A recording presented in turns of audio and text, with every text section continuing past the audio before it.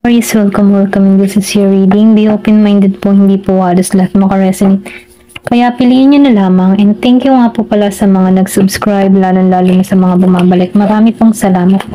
Give me the message for Aquarius. Ano yung mensahe para kay Aquarius?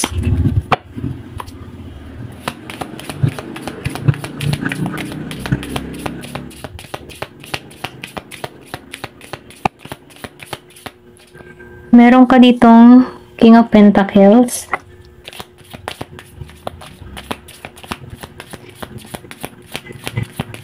Nakikitaan ko dito yung success patungo sa'yo.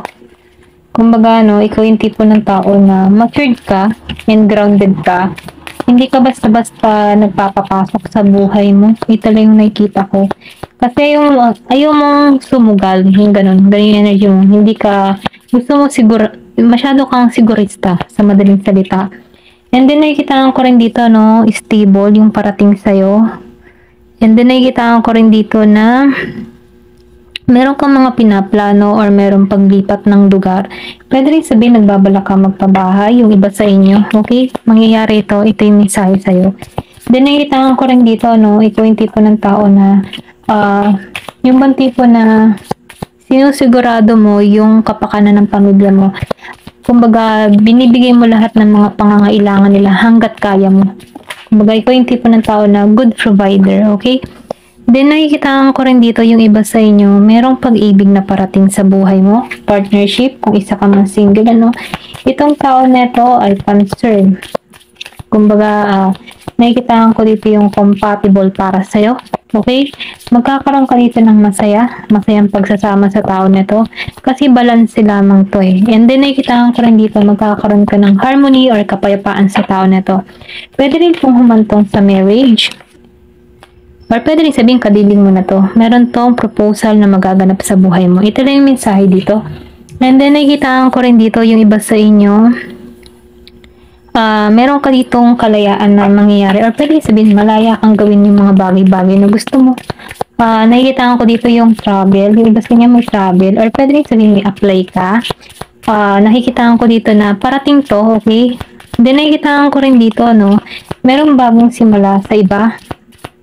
Okay, and then yung iba naman sa inyo, nakikita ko rin dito na ikaw yung tipo ng tao na inosente, may pagkayang energy ka. Okay, hindi mo pinawawala sa puho. Yung bang tipo na kahit umiidad ka, andun pa rin yung puso mong bata. Ayan, ito na nakikita ko. May pagka-innocent ang energy mo. Ayan. Then nakikita ko rin dito yung iba sa inyo. Sinasabihin dito, huwag kang susuko. Kung meron ka mga kinakaharap na problema or pagsubok sa buhay, huwag kang susuko. Ito yung mensahe sa'yo. Kasi once na ikaw ay sumuko, parang tinanggap mo na rin yung pagkatalo. So, sinasabihan ka dito, magpakatatag ka. Kung meron ka mga problemang kinakaharap, huwag kang susuko. Ito yung mensahe sa'yo. Then, nakikita ko rin dito, yung iba sa inyo, Year of the Dog. Meron ditong Year of the Dog. Give me more information. Ano pa yung mensahe? Meron kang kadiling na tao na Taurus. Or pwede sabihin ito yung dumating sa buhay mo. Taurus energy. Okay? Meron din Cancer na parating sa buhay mo. Meron ditong The Hierophants. Or nakikita ko rin dito, malakas yung Taurus na parating sa'yo. Ito lang yung nakikita ko. Or pwede rin sabihin kadiling mo na to. Siya yung tipo ng tao na matradition or pwede rin sabihin konserbatibo. Yung bang tipo na family-oriented to, kumbaga, gusto niya magsasama muna ay kasal bago yung live-in, ganyan. Ayaw niya ng ganun. Gusto niya yung kasal, may pagka-konserbatibo to, may pagka-old-fashioned tong tao nito. And then, nakikita ko rin dito, meron tong talino. Ito yung isang edukadong tao. Ito lang yung nakikita ko. Meron itong mga sariling paniniwala. Kung ngayon, new generation, itong tao nito, ayaw niya ng ganun. Gusto niya pa rin yung parang sinaunang tao to. Ito lang yung nakikita ko. Ayan. Then, nakikita ko rin dito, ma-attract mo to patungo sa'yo. Kung ikaw man ay isang single, ito lang yung nakikita ko. Then, yung iba naman sa inyo, masyado kang maprotekta sa sarili mo. May authority ka, naninindigan ka kung ano talaga yung gusto mo. Then, nakikita ko rin dito yung iba sa inyo, logic mag-isip. Ayan. Hindi ka basta-basta gumagawa ng hakbang na hindi mo pinag-iisipan. Ito lang nakikita ko. Masyado kang matalino. And then nakikita ko rin dito, yung iba sa inyo masyadong practical. Kung isa ka man lalaki, practical kang tao. And meron kang disiplina pagdating sa sarili mo. Kung naman ay isang babae, nafe-feel ko dito yung pagiging mong konserbatibo and pagiging mong inosente. Ito lang yung nakikita ko. Then nakikita ko rin dito, yung iba sa inyo, fatherhood or mother figure, ang datingan. Kumbaga, ikaw yung ideal woman and ideal man once na nakikilala ka. Kasi, meron kang katangian na kung saan ganun ang imahe mo para sa mga nakakausap mo. Ito lang yung nakikita ko. Maybe dahil sa pananaw mo sa buhay or pwede rin sabihin once na may nakakausap ka, humahanga ang taong nakakausap mo dahil sa iyong abilidad. Ito lang yung nakikita ko. Give me more information. Ano pa yung mensahe? Meron ditong pinanganak ng 4, 5. Then nakikita ko rin dito, yung iba sa inyo may pinanganak ng 9. Yung iba sa inyo nagsa-soul searching or pwede rin sabihin meron kang hinahanap, meron kang mga tinutuklas. And then nakikita ko rin dito, yung iba sa inyo nagkakaroon dito ng kaliwanagan. May pagka-spiritual ka. Ito lang yung nakikita ko. Masyado kang religyosa, okay? Sumusunod ka sa tama. Ayan, then nakikita ko rin dito na yung bang tipo na ang tingin mo sa tao, once na meron tong ginagawang mabuti, nagre-reflect din to sa kanya. Kaya ikaw, hindi ka basta-basta nang huhusga ng iyong kapwa. Kasi alam mo na, once na naghuhusga ka sa iyong kapwa, nagre-reflect din yun parang bumabalik din Kaya ikaw, nagiging kang matuwid dito. Ito lang yung nakikita ko. Then nakikita ko rin dito, yung iba sa inyo, sinusunod niyo yung kanyang inner voice or yung kanyang intuition dito. Kasi nakikita ko dito na may pagkano malakas yung instinct mo.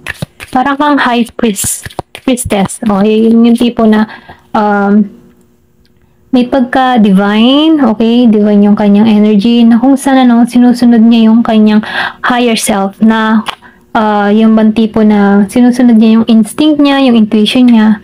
And then nakikita ko dito na malakas yung kanyang pakiramdam. Okay? Ito na yung nakikita ko. Then nakikita ko rin dito meron kang gabay. Sinusunod mo yung gabay mo dito.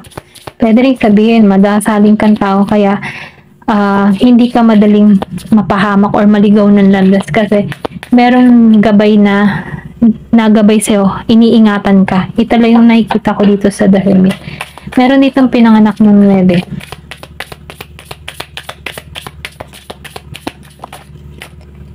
Meron dito na Knight of Pentacles. So, nakikita ko dito, ikaw yung tipo ng tao, practical. Marami kang ambisyon or pwede rin sabihin na meron kang gustong mangyari or maganap sa buhay mo. Kaya lang, minsan may pagkamatigas din ng ulo mo.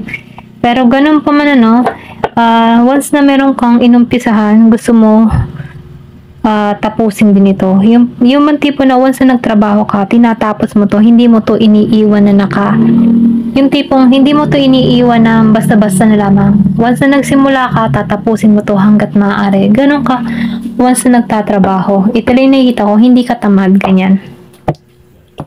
Kumbaga, masipag ka. Ayan. And then nakikita ko rin dito, loyal ka tapat kang tao. Meron kang paniniwala. Yung meron kang sariling paniniwala or meron kang sariling pinaniniwalaan na kung saan ini-apply mo to sa sarili mo. Ayan. Give me more information na pa yung mensahe. Inkpot. So, kung meron ka mga problemang kinakaharap, matatapos na to. Give me more information. Ayun, tumalsik.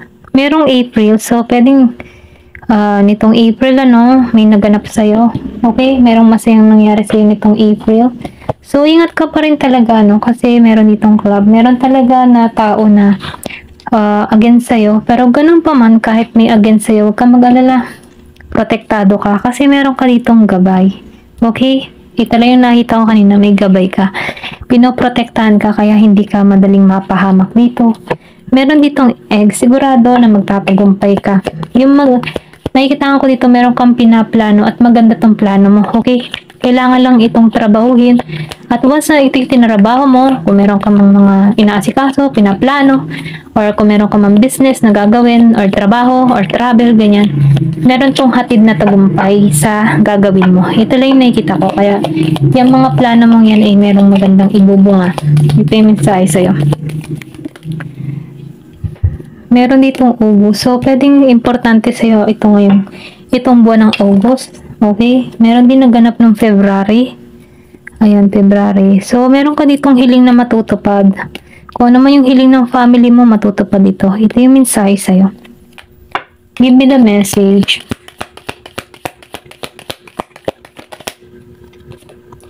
Then, parrot. So, meron din ditong chismosa. Okay? Kumbaga, once na meron kang sinabihan ditong sekreto, chinichismis na nito. Kaya ingat na lang din sa pagkakwentuhan mo, no? Kasi meron ditong nanchichismis sa'yo. Okay? So, meron ditong umalis sa buhay mo. Doon sa iba, merong umalis sa buhay niya. Pwede rin sabihin na meron kang kaibigan dito na chinichismis ka. So, pwedeng natuklasan mo to kaya umalis na to sa buhay mo or pinalis mo na to sa buhay mo.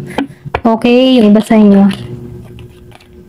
So, spear. So, yung iba naman sa inyo, na-overcome na yung heartache na naramdaman niya. Kumbaga, matagal kang nasaktan yung puso mo or na-broken hearted ka ng matagal, ano. So, ngayon, na-overcome mo na to. And, pinalalaya mo na yung sarili mo sa ganitong sitwasyon. Ayun. Then, yung iba naman sa inyo, ingat pa rin dito sa pagkakagastusan, ano. Kung ano man yung pagkakagastusan mo. Pag-isipan mo maigi kasi pwedeng maubos to, okay? Yung ba tipo na kung hindi naman importante, wag mo nang bilihin, ganyan. Pag-ingatan mo maigi yung iyong finance dito kasi pwedeng may mawala. So, meron ditong paglalakbay na parating. Pwede rin sabihin, nag-iisip ka mag-travel or mamasyal, ganyan. Meron ditong November. So, meron magaganap ngayong November. Medyo malayo pa yan. Meron ditong weeping willow. So, yung iba sa inyo na nakikita ko dito, meron kang pamilya or meron kang mahal sa buhay na nawala. Ito lang yung nakikita ko. Pwede rin sabihin nangyari na to sa iyo. Okay? Meron kang mahal sa buhay na nawala. Pwedeng nangyari to last November, last April, or August. Okay? Na kung saan pwedeng dito ka nasaktan. Okay? Pero ganun pa man, na-overcome mo to. Ito lang yung nakikita ko, meron ditong nawala, mahal sa buhay. Kaya, share empty, may umalis sa buhay mo. Okay, ito lang yung nakikita ko dito. Ayan. Give me more information. Yung iba, hindi halos lahat. Then, yung nakikita ko din dito, na yung iba sa inyo magkakaroon dito ng bagong karera, bagong trabaho, or pwede rin sabihin, nag-iisip ka na dito magpalit ng trabaho, okay? So, magtatagumpay ka dito. So, ito lang yung mensahe sa'yo. Ayan, hanggang dito na lamang po. Thank you for watching and love and peace.